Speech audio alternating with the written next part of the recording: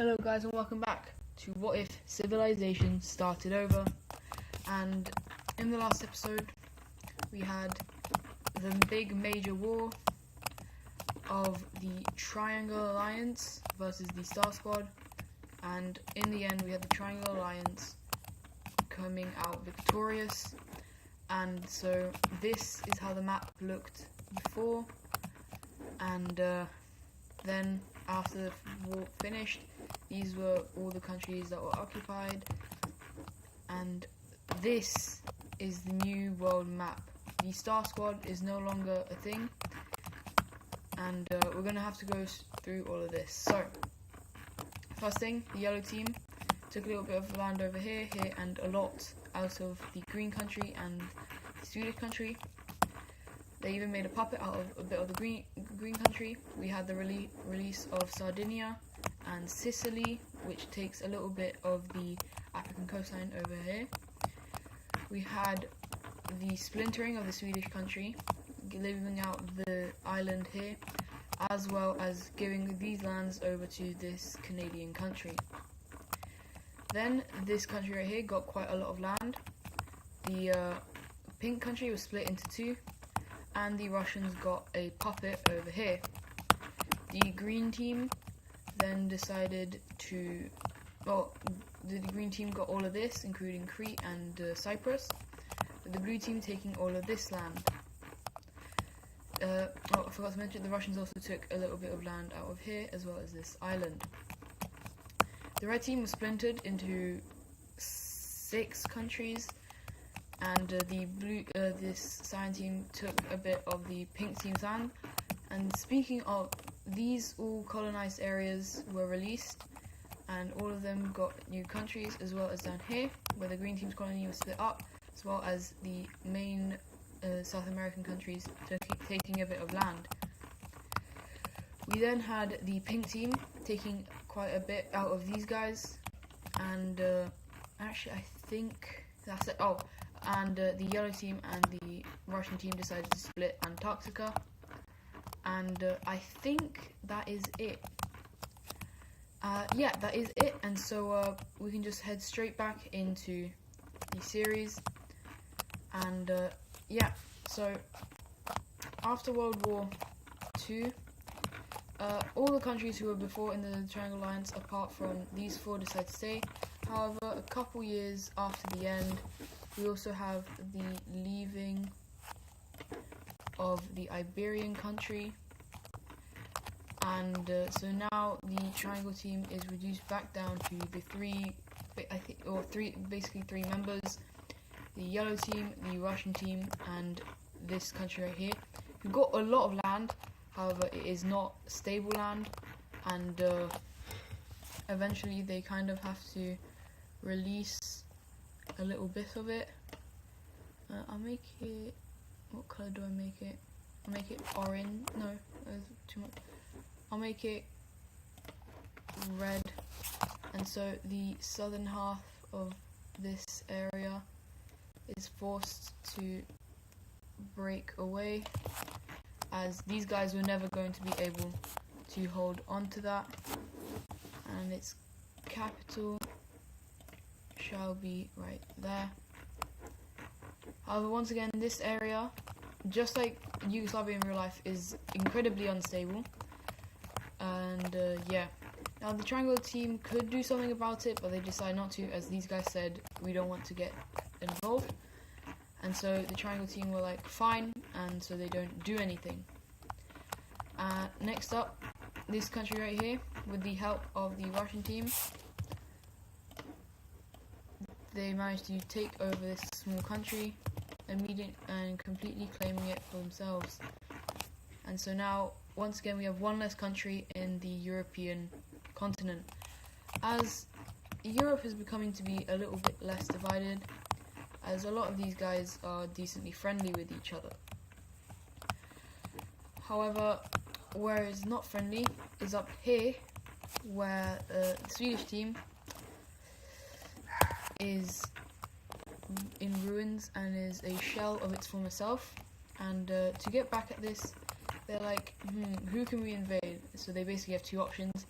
they decide to go for the country up north here, as they see it as more valuable, and so they go in very quickly, and they do well at first. However, when these guys actually mobilize their army, they are pushed back very quickly all the way to their borders, and the Swedish team is astonished, as not even an episode ago they used to be second strongest country in the world, and now they are incredibly weak. And so, however, they do still manage to get to the capital and encircle it and force this country to a peace agreement. However, the green team is embarrassed, meaning they don't even take that much, or they obviously take quite a lot, but not as much as they would have hoped, as they did kind of want to fully annex the country, but they only take about this much, leaving this area quite weak, and they decide to unite. But I actually like this colour more, so we're going to make him that. However, this area is just these guys basically, because that was not very strong at all. And so the world has now no colonies, and so we're going to look a bit at the released countries, as in the south, the orange team and the green team, these two aren't very liked by each other, and so they eventually decide to settle it, as the borders weren't very well made. The orange team very quickly attacks in the south here. However, the green team is able to make a push into the country up here in the north. So once again, all the troops have to be realigned. The orange team pushes them out here, and the green team does make a slight counter-offensive. However, the orange team is still in the country, as they eventually make a full front of a push towards the green team's capital, as they mainly take land over here, and that is until the green team make a massive resurgence of troops up here in the north, and once again manage to take quite a lot. And so the two countries just decide, you know what, fine, let's make a peace agreement. And so that peace agreement looks something like this, with the orange team kind of winning the war as they get more land, but not really, as the land that the green team gets is quite a bit more valuable than what the orange team got. Anyways, the pink team is very much wanting to expand, and so they look to their closest neighbor into who to do that, and that is the yellow team. And the pink team is very strong military wise, especially since the war, as they managed to somehow cut across over to the ocean over here, and then establish a very good front line like this, eventually capturing the city and fighting for a bit longer until these guys just decide to surrender, with even the Sri Lankan team getting in on it and taking a decent amount. And so the peace treaty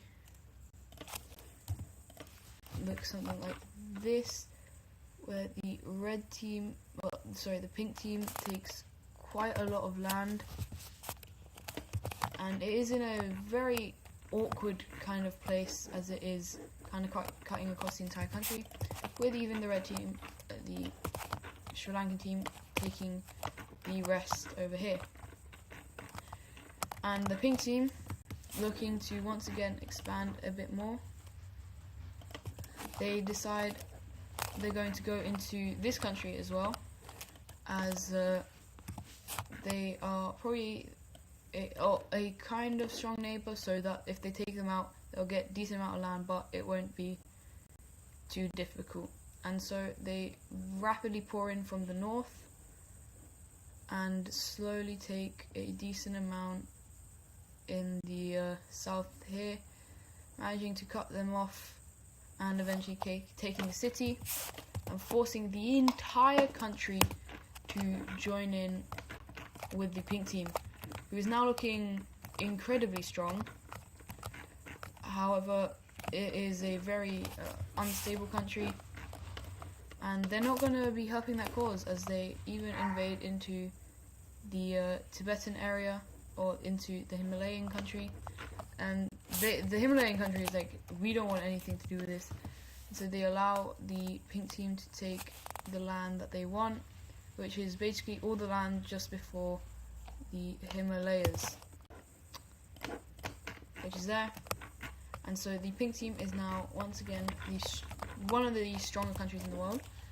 And with that, they decide to move their capital back to this city right here, which used to be their capital, but I think it was too weak or something. But basically now they put it back to where it once was. And so as you can see on the map, the pink team, incredibly large, as while they were stuck in this area like this, they were growing in strength very rapidly, allowing them to do something like this. And the world is a bit surprised by this, as they didn't think the pink team was that strong. But clearly after this, a lot of people notice, wow, they really are that strong. Anyways, pink team, I think they've been on a recent embargo as well, not just that one. And here they come. Oh, and they've just taken the entire country. Well, that was quick.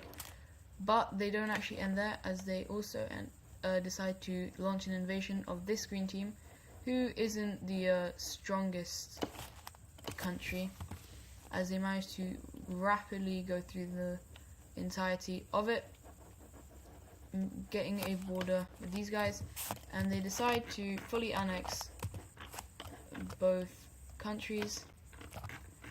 So now the center of Asia is becoming a little bit more, or a little bit less, or is getting a lot less countries, and that trend is going to continue, as this country is just immediately just annexed by the orange team, as they are again probably one of the stronger nations in the center of Asia. And so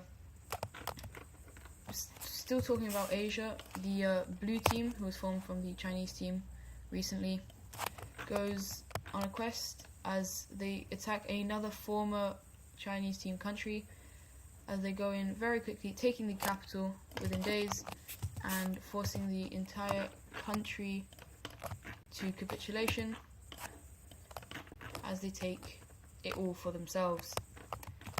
The blue team is probably the more aggressive and stronger side of the pink team here, and with that, the pink team in here, the people are very annoyed. The countries were very friendly with each other, except the government was very different to the people, and the people only managed to really revolt in the north. And so the people a weird thing happens. The people in the pink team rise up. They rise up against the government with a the blue team up here government, and they do very well, as even the military is very pro this Chinese country up in the north, and the country just falls over. There is basically no rebellion, as once again the military couldn't do anything, and the people here are very happy with this, and as well as the blue team up here, they are also very happy, as they also end up going here into Taiwan and immediately taking it, keeping the island for themselves, and once again showing that they are actually quite a top power in the world, For power rankings, I'll probably do that. We have the Russian country at number 1. Wait, let's do. So number 1 is Russia. Number 2 is the yellow team. And after the fall of 2 very strong countries, the third strongest country is actually surprisingly the Californian team. Number 4 is Northern China. And number 5 is the pink team over here. 6 is the Iberian country.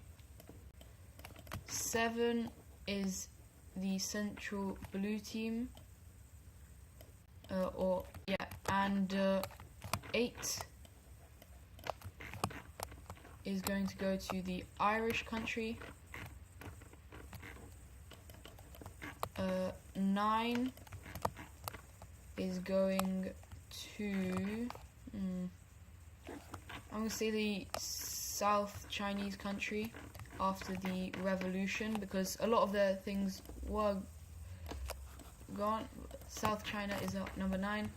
And number 10, it's basically a mix-up between this country right here. Actually, no, it is this country, which is the, what do we call them? Thailand, I guess. And just outside of that is the Swedish country and this green country over here. Anyways, that is the power rankings in the world. And I'm gonna get rid of it. Come on. And you might have noticed that I didn't put a specific country in there, and that is these guys.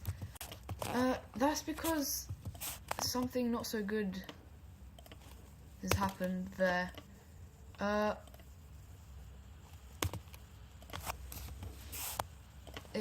massive revolution in the south here.